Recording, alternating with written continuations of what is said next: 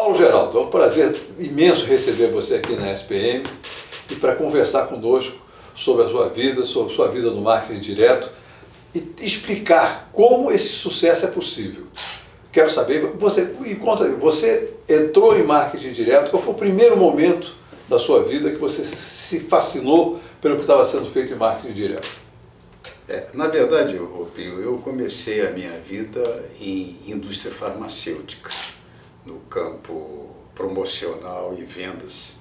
E fiquei bons anos dentro dessa atividade e que se tornou até bastante agressiva no momento, porque foram os anos em que as indústrias grandes internacionais foram chegando ao Brasil e assambarcando boas posições. Com isso, visualizava-se e tinha-se uma atuação dentro de um mercado extremamente disputado, né? E vai preparando você para qualquer tipo de luta. Porque exatamente. A luta é a mesma.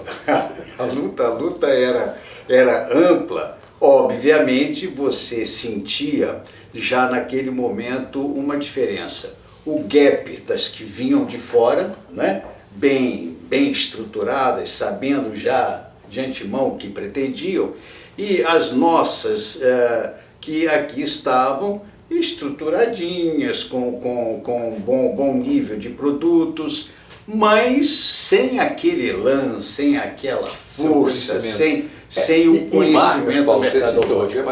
E marcas que eram famosas, né? O Biotônico Fontoura, Vinho Reconstituinte Silva Araújo, Regulador Gesteira, Regulador Xavier.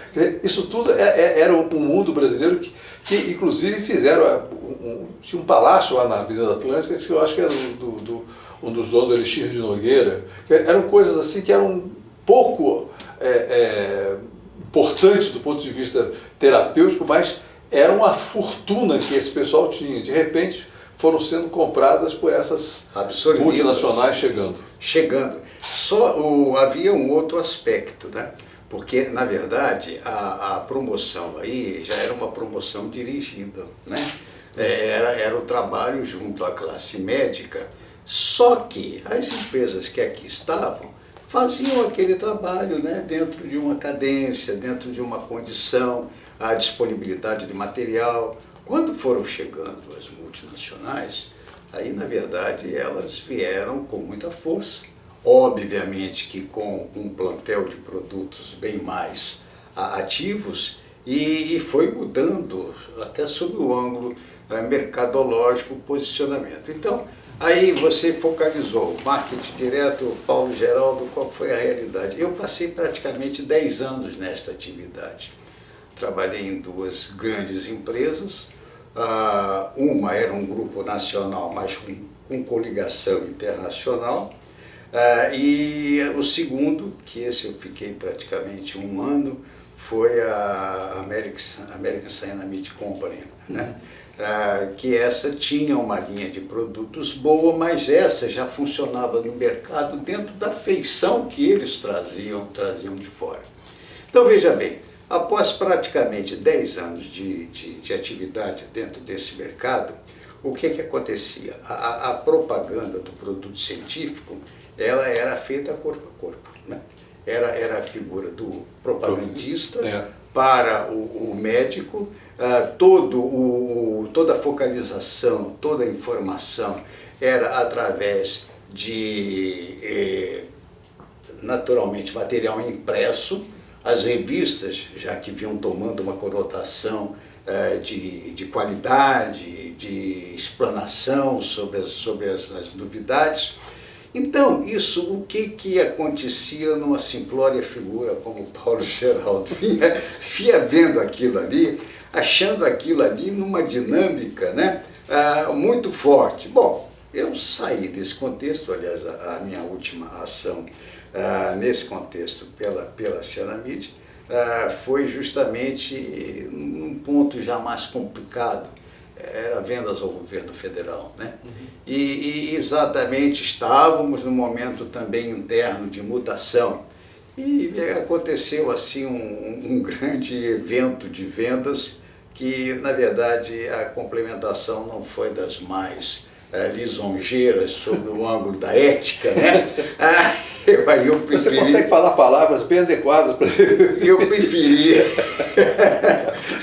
eu preferi afastar-me do contexto. E eis que aí, aonde eu vou entrar? Vamos entrar no nosso campo através da Fernando Quinalha. Isto que ano foi? Isso foi, eu acho, 67. 1967. 1967, tá? Em 1967, exatamente, foi uma realidade bastante curiosa, porque você deve bem lembrar-se, obviamente, a Quinalha era a operadora do Fulfillment de Reader Digest.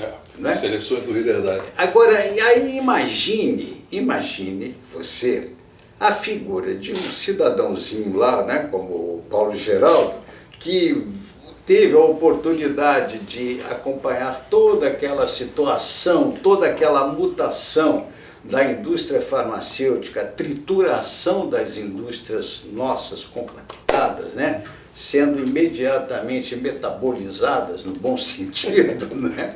Então, veja isso, aí eu chego, entro adentro em uma empresa, encontro uma gama de trabalho inteiramente diferente.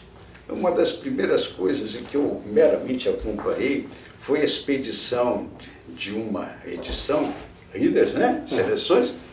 Quando eu vi uma remessa de 700 mil exemplares para assinantes, eu aí, sabe, vou dar o termo exato, que eu comecei a sentir cócegas, né? Eu disse que impossível.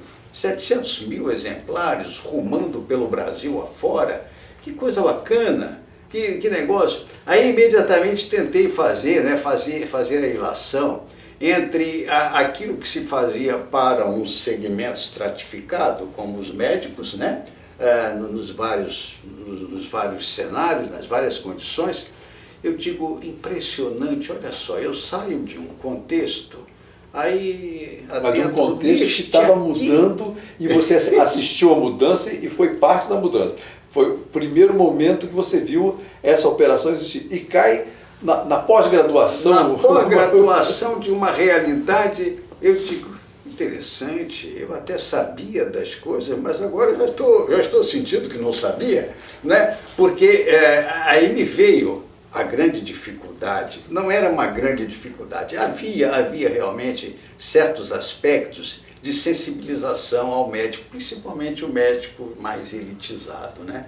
O médico, ele procurava nutrir-se das informações advindas do exterior e já existiam algumas revistas médicas elaboradas aqui no Brasil, mas obviamente não tinha aquele conteúdo, não tinha gama, o que rapidamente foi acontecendo. Então, na Fernando Quinalha, exatamente assim, sentindo esse reflexo do trabalho, eu logo imaginei como seria interessante, como teria sido útil em tempos atrás, né, conhecer aquela condição de abordagem, de sensibilização à distância, para o universo médico espraiado pelo Brasil afora. E né? Paulo, deixa eu fazer uma pergunta, uma coisa que... Essas 700 mil exemplares que você começou a ver que era possível distribuir, que nenhuma revista vendia essa quantidade de exemplares, não, de forma alguma, em lugar nenhum. 700 mil eram... O sistema de endereçamento era adressográfico. Era uma plaquinha de... Era uma chapinha que ela era colocada num trilho, né? E exatamente ela ia saindo e carimbava o nome, né? Depois disso sofria a famosa manipulação postal, porque, veja só, tem pontos curiosos de cada um de nós, né? Exatamente neste momento, o que acontecia? A empresa, o DCT, você chegou Departamento de Correio e Telégrafos. Departamento de Correios e Telégrafos estava no subúrbio dos acontecimentos. Então, aí foi uma fase de horror. Quando eu, descendo para sentir o desenvolvimento, o andamento daquele trabalho, eu vi uma funcionária pegar um saco postal o saco postal tinha muito mais remendo do que pano propriamente dito, porque isso era o status quo do DCT. O DCT estava nos últimos estertores, né? Então, como era difícil desenvolver aqui, que era um trabalho penoso, viu? Tanto é que na Fernando Quinalha Distribuidora, mantinha-se 4 grupos de remendadeiras, eram pretensas costureiras, que trabalhavam dia e noite remendando, porque o DCT estava em termos de complemento, estava acabando, né? Então não tinha verba, não tinha condição, e a Quinalha também não podia mandar fazer aquilo. E o interessante é que nesse período inicial, 1967, seleções já tinha lá os 700 mil exemplares, mas as coisas que não existiam tinham que ser inventadas. Na Fernando Quinalha, reemendavam as malas. As malas também. E foi inventado, foi através da Quinalha que foi criada, foi implantada no Rio de Janeiro esse conhecimento de você distribuir grandes quantidades pelo correio, coisa que não existia. Não existia esse negócio de você distribuir pelo correio. E o correio, e sendo visto pelas outras editoras, pô, isso é coisa de americanos. Tal como eu imagino que os laboratórios estivessem vendo a chegada dos americanos. Não, isso é coisa de americano, mas nós temos que manter o nosso grupo. Nada. Esse momento da evolução é a coisa mais fascinante. E as pessoas que são capazes, como você foi capaz de mudar, ser anfíbio, estava no laboratório, entrou na Fernando Quinalha, veio adiante, passou sua carreira, que a gente vai ver aqui mais adiante. Mas é justamente isso que faz com que essa atividade seja fascinante, porque é nova, foi nova, e para ser nova tem que os outros acreditarem no que você está dizendo. Não é uma coisa que você vai surgindo. Então, isto foi o ponto. Da remendadeira da Quinalha. E aí? Não, exatamente, realmente não havia, era sofrido o modus operandi da situação. Na verdade, logo um pouco depois, surgiu a figura da Empresa Brasileira de Correios e Telégrafos, mas veja bem, você, naquele tempo, né, dentro daquela configuração, daquela disponibilização, você transformar uma realidade que, a bem da verdade, já era, né? Mas tendo que implantar uma nova realidade, talvez, olha, Pio, isso para mim, para a minha ótica, foi o ponto mais gratificante que eu pude vivenciar em relação ao marketing direto, foi justamente essa transposição do antigo correio para o novo correio, né? E aí você lembra-se que nós fizemos algumas vezes comentários a respeito, com todo a gente tem que respeitar as realidades, surgiu a figura de um tremendo, era um coronel de exército, Coronel Adivaldo Boto de Barros. Cardoso Boto de Barros.